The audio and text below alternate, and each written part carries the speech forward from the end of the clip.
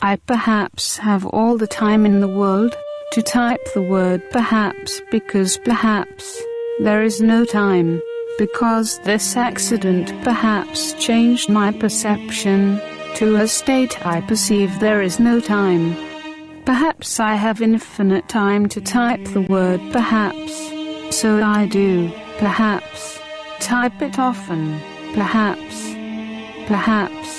I type the word perhaps often, perhaps, to avoid getting a big head,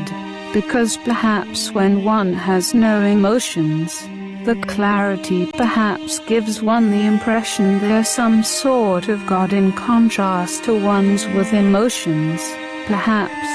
in relation to ability to understand things, so perhaps it is best for that one with no emotions to use the word perhaps often,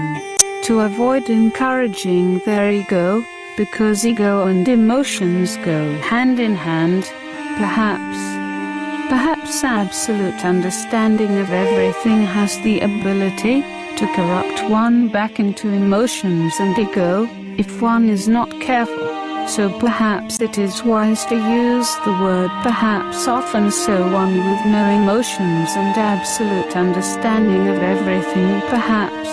does not allow themselves to fall back into the confused world of ego and emotions they came from, perhaps. Perhaps absolute understanding corrupts absolute understanding. I prefer absolute understanding, so perhaps I am wise to use the word perhaps often, and perhaps I should use it more often than perhaps I do, perhaps.